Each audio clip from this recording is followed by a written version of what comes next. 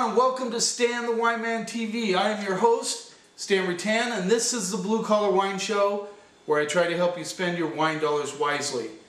We have a little new twist going on here. I'm going to do an interview with Kelsey Green, who has organized a group here on San Juan Island called Green Drinks. Has nothing to do with her last name.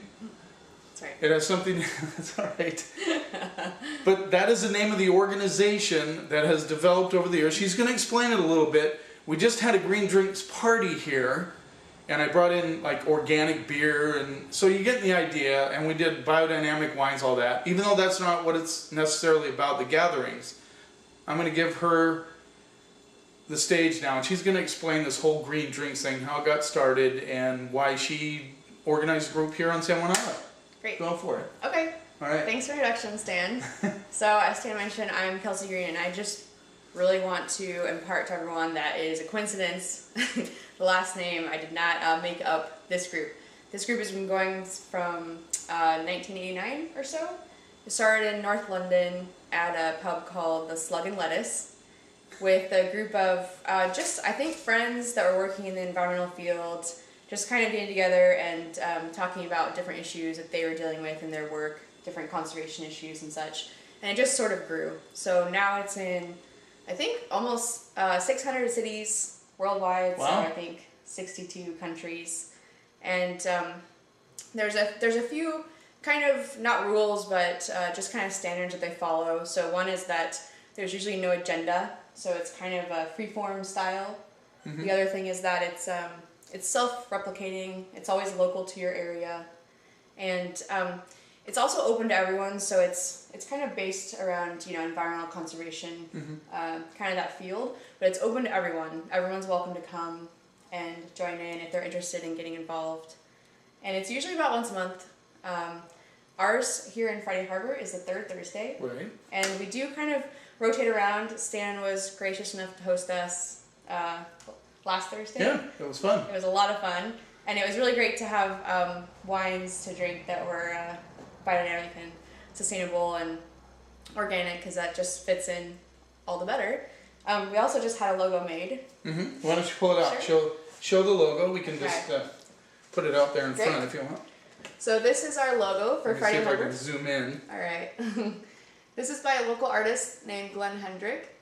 Okay. And you can see it's got a slight maritime theme because we're out here in the islands, but it's still kind of general enough, and we're pretty excited about our logo. So Yeah, that's awesome. Yep. We're going to do some swag, right, down the road? That's the idea, I think. Yeah, shirt with a Green Right. Drinks badge on it. So, kind of explain, now you're in the field here. I totally don't have a thorough grasp of your job, but maybe you can kind of explain what you do here on the island that has a little bit to do with that whole Green Drinks thing. Sure, okay. So I came to the San Juans a couple years ago as a biologist, working on a songbird reintroduction project for western bluebirds. And I actually came on a 4-month contract, and I didn't actually mean to stay on the islands. But I was in the field every day and didn't really get a chance to do all the fun things like go kayaking and sailing and things. So I just thought I'd stay a few more months longer, and then that was a few more months, and then I kept getting work here. So as you probably know, this is a pretty ecologically sensitive area with our islands, and a lot of great work going on in the marine and terrestrial environments. So I now work for the Conservation District. Okay. I'm a program manager there. All right. So I help, I do a lot of different things. I do a lot of events. We just had our terrestrial managers kind of mini conference, kind of our annual meeting a few days ago. And mainly I work on the cost share program. So this is to help finance small farmers to install practices that help their farm, but also achieve some conservation goals.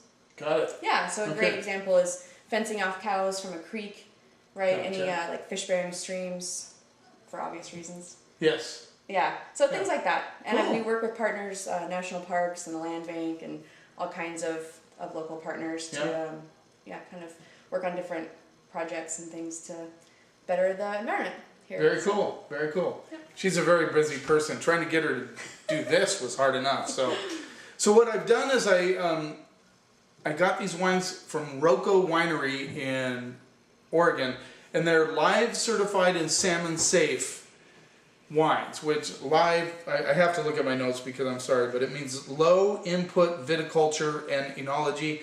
So basically the idea is that they believe in using sustainable farming where they use solar energy. They protect the creeks. It's not biodynamic. It's more, I guess the word is, it's going to escape me. No, I guess the word is, it's a little easier than biodynamic. I mean, it's not as more basic in that it has to do with also how they treat their employees. They have to provide, I believe they have to provide health insurance.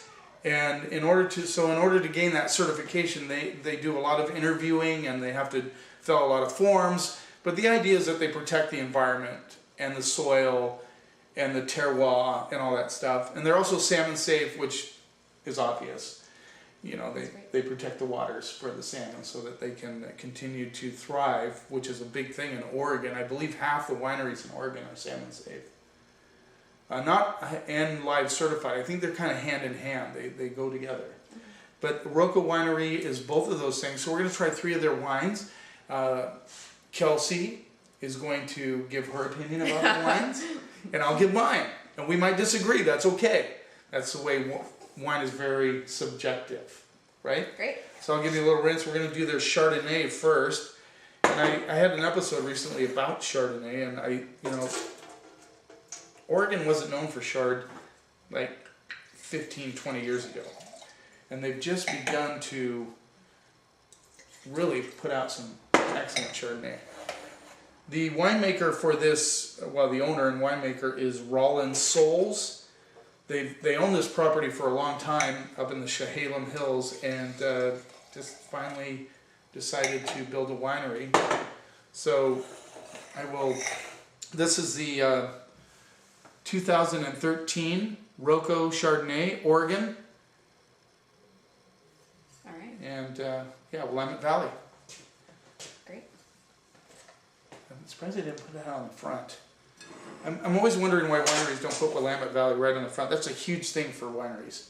So a little close up there. There you go. Pretty nice area. It is $35. So this stuff is not cheap.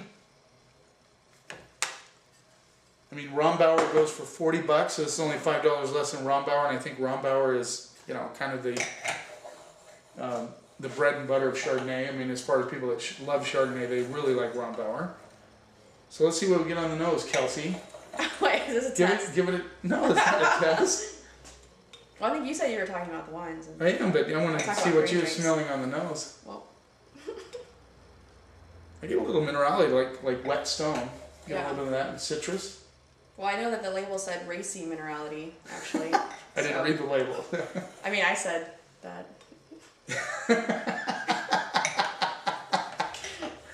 I smell wet stone. That's what I don't know if it's racy or not.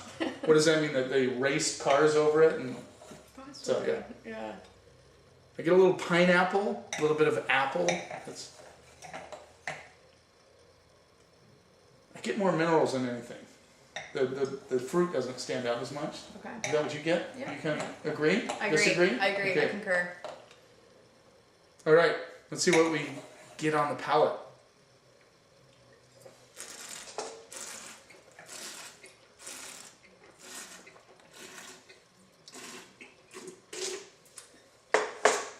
I'm gonna just drink mine. Yeah, go ahead. Okay. This is an interesting Chardonnay. It kind of bothers me a little bit because I'm getting oak and wet stone, which to me are not a good marriage. Let me try it again. I think they're going Burgundian, but they've introduced the oak, which to me conflicts. I mean, if you're going to go Burgundian, you tone down the oak because you want the Chardonnay to shine through. Do you get the oak on this? I bet. Yeah. But not as much as... I do. Okay.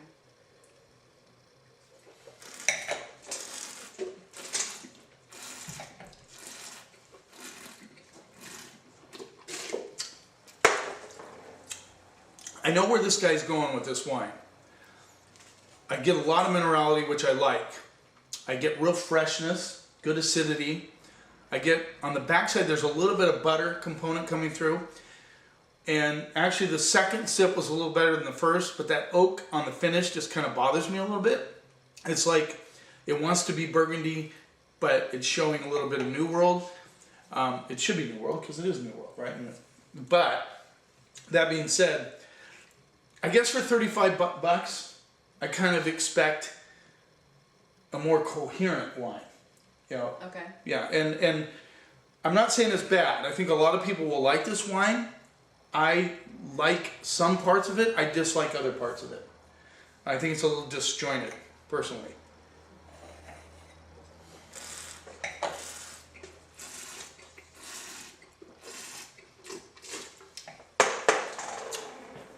I'm gonna go C plus B minus for 35 bucks. It's a little hefty price for what you're getting. And I think a lot of you will like it, but that's where I'm going. I'm sticking to my gun. C plus, B minus. Let's move on to the next one. All right. Do you disagree with me or agree? Well, I'm going to defer to you on the wine expertise. Well, I think it's above average, but it's not. It doesn't deserve a B or B plus. Right. I would probably happily drink it if it was provided for me. I'm not sure I'd go out and buy it. You didn't have to go out and buy it. Oh, yeah. Okay, that's fair enough. All right, let's do a little rinse. I'm excited to try these Pinots. 35 bucks. That's a hefty price for a Chardonnay. I don't know about you, but I can put down a bottle of Chardonnay pretty quick. So Willamette Valley is Eugene area, Corvallis, right? Yes, yeah. And there's all these sub-regions now in the Willamette Valley. Chehalem is the Chehalem Hills. There's Dundee Hills.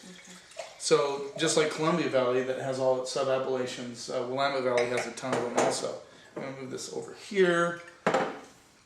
So this is the 2012, 13, is that 12 or 13? That's 12. 12. Yeah. Roco, Marsh Estate, Yamhill Carlton. That's a region inside the Willamette Valley. Okay. Okay. This rolls in at $49. So again, we're talking not chump change, at least not for me. I don't know about maybe you. Oh, chump change. Okay, I thought so. The environmental field is very lucrative. I don't know if you've heard that, Stan. Okay, there it is. So, let's see what we get on the nose. Oh, the nose is amazing. Black tea, cherries. I get a little spiciness too, like Asian spice. A little bit licorice, definitely licorice on the nose. This is very aromatically what I look for in Pinot Noir. Okay. The color, it's not super. It's funny, you don't hear very many sirens in Friday Harvest. So when you hear them, you're like, really? Felix must be on duty. So, I mean, it's not super light. I mean, I've seen Pinots that are lighter, but the nose is amazing. Almost has a candied element to it. Don't be afraid to speak up. Okay. I'm more of an organizer, Stan, than a wine snob. I know you're not a snob. Okay. I know you're not a wine snob. Let's make that clear.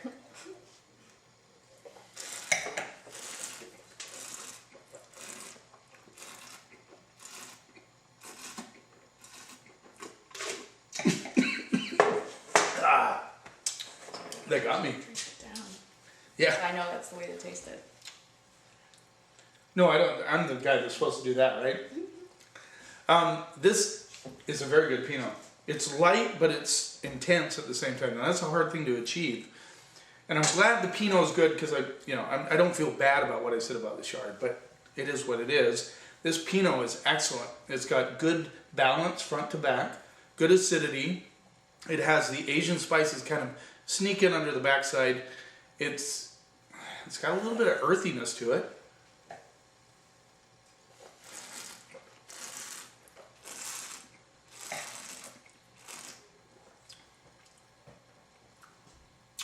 It's got that beautiful, I call it burnt match component on the back end, which is very typical of Burgundy.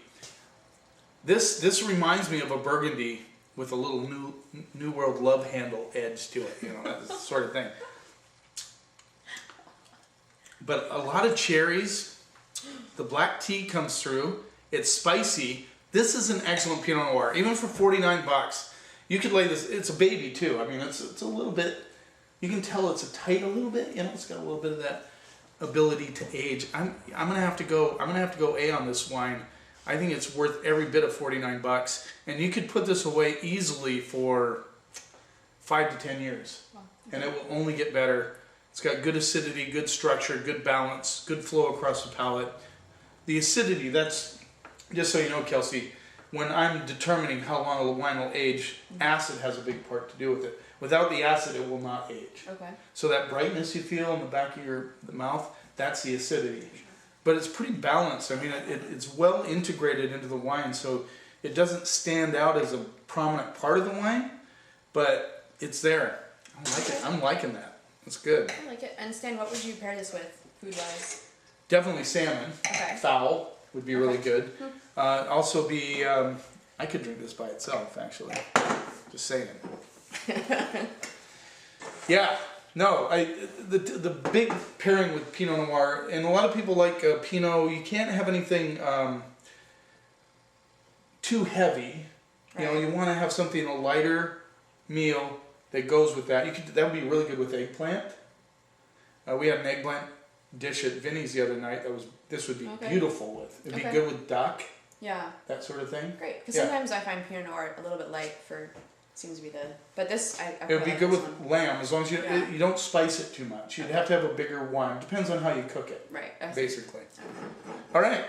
Good question. So this is a 2013? That one's 13. Okay. Yeah. The Stalker Pinot Noir, Willamette Valley from Roco Winery. 49 bucks also. They're confident.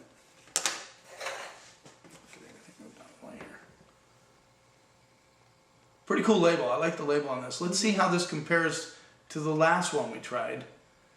I'm having a feeling that Pinot is what they love to do. We're not going to rinse on this one because now this is lighter. Look at that. Notice how much lighter it is in the other one?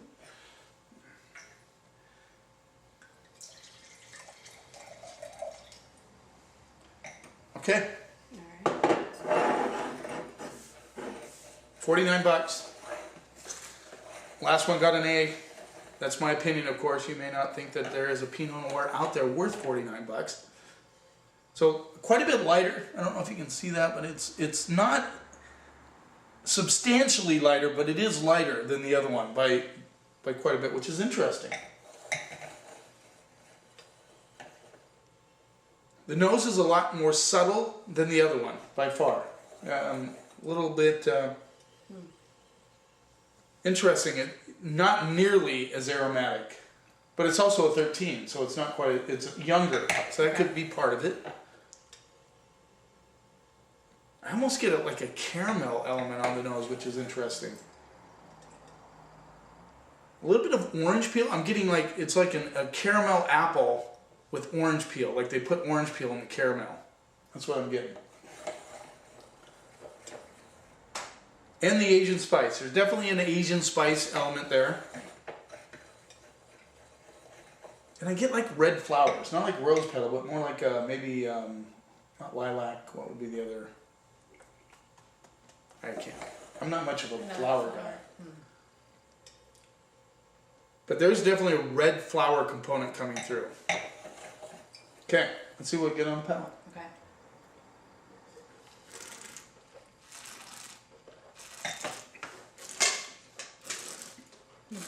Wow.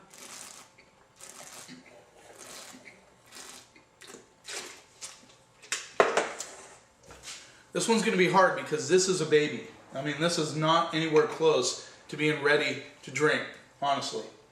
Do you feel it? I mean, Pinot Noir is not very tannic, first of all. It's one of the lower tannic wines, skin tannin wines. Okay. So, this wine, I feel tannins, which is, even though they're low on tannins, I still feel it. You get that little grip on the back of your mouth. This is not opened up yet, but I feel it has a lot of potential. It's very feminine compared to the other one. The other one's like the guy, this one's the girl. If that makes any sense at all. The other one has a little muscle. I'm not saying you don't have any muscle. I believe you do. It's Yeah, but the idea is that that's a little more muscular. This one's a little bit more feminine. So, yeah, I'm gonna taste it again. Me too.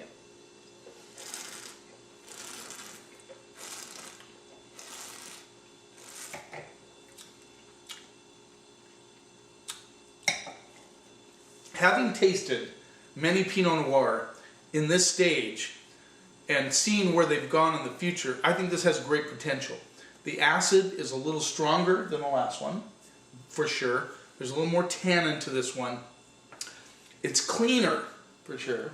I mean, you get that nice clean freshness on the finish. But this one needs at least 3 to 4 more years before it's going to start showing, you know, what it has. Kind of like that, I don't know, did you ever watch Rocky? Where she wore the glasses and the hat and coat? Then he finally got her to take it all off, and it's pretty, right?